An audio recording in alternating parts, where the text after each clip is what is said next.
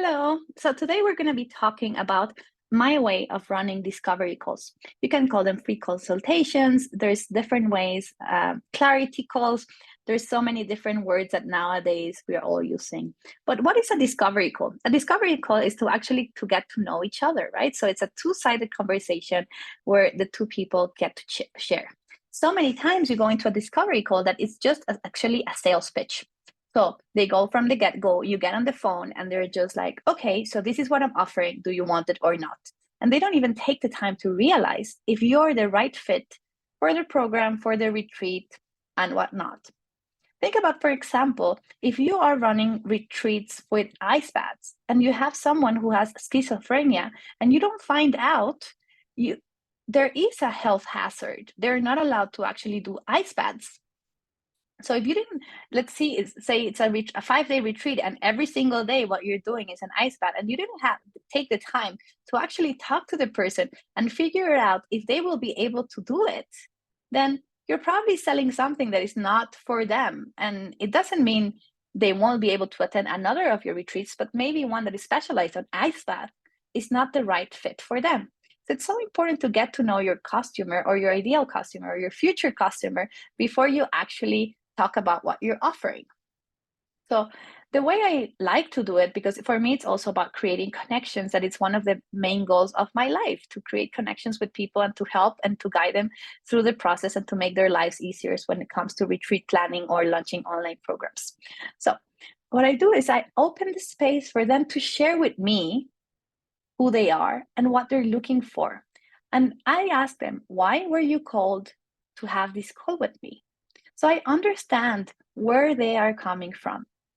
And for this, something that is very important is to actually very, very present. So for me, I close my WhatsApp, I close my email, all the notifications, so I can be fully present with the person that I am, and I can really actually listen in. When I run discovery calls, when I'm doing consulting for retreat centers, I do exactly the same. I ask them why they wanted to hire this retreat center and what they're looking for. For example, one of the retreat centers that I work for, they have a strict policy on no plant medicines. So it's important for me to know what they're planning to do on the retreat, because it could be super simple for me to be like, oh, you want to do a retreat? This is the quote. Send me a deposit, and then we're set. But the reality is that there are certain guidelines that need to be followed for this retreat center to actually allow you to rent out the space. So after we hear what they need, it's also very nice and important to actually repeat what they're saying. So if you pay attention to what they need, you go and you answer the questions that they have. So how do you do this? Well, you go through the process of talking to them and you then introduce yourself. You tell them who you are or what the place is all about and why are you here? Why is this happening? Why is this call taking place?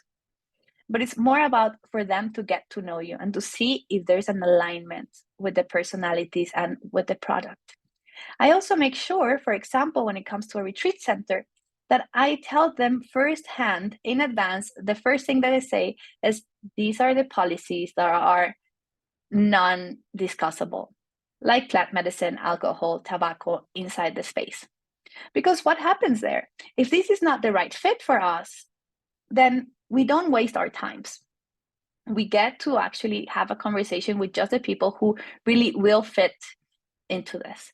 Something, for example, is happening a lot is that microdoses are extremely popular right now, and mainly like mushroom microdoses, because since 2018, there was this video released and it just basically exploded out there in the world. But there is a big responsibility when you're working with plant medicines that are taking you out of your normal mindset and scenario.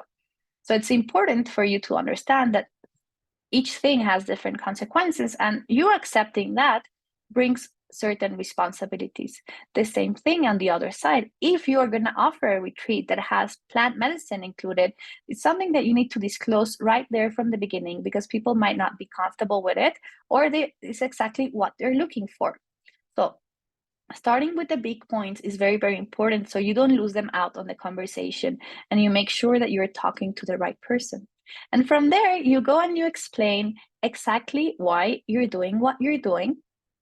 And then after that, you ask them, how are you feeling about it? You check in with them to make sure that this is something that they resonate with. If they're not resonating with it, then they're not your ideal client and you're not their ideal teacher. So it's beautiful to actually hear feedback and know if this is the right place for them. We want to make sure that when we're selling something, it's really for the right people and we're getting really what we deserve and we're giving what they need. And there is this saying that I love that it says, sell them what they want and give them what they need.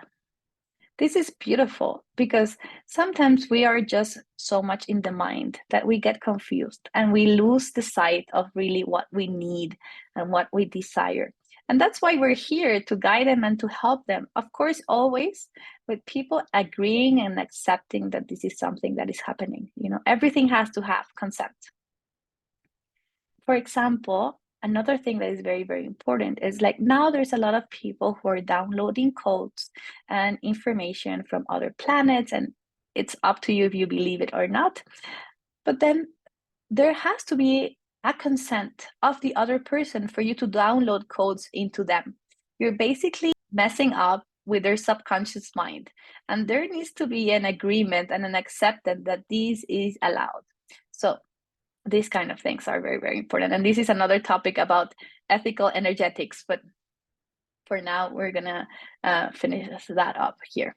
So it's very, very important to get consent. So after you have these, let's say, positive response saying, yes, this is exactly what I'm looking for, or no, this is not, then you see if there's any other thing that would serve them from what you offer. And if not, you just thank you them. That's it.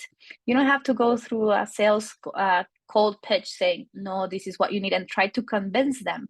Because if they're not 100% in, it's better that they're not in at all. And once you have these and they tell you their feedback, then you can go ahead and tell them exactly what you're offering and what comes with it, what's included. Then again, you can ask once again and say, hey, is this something that still interests you in this format, in this way? Do you have any questions? And then from there, at the end, you can talk about the price. And then they will decide by themselves if this is the right thing for them to do.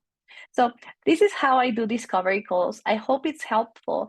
And then I invite you to find the way that feels most aligned with who you are. Thank you.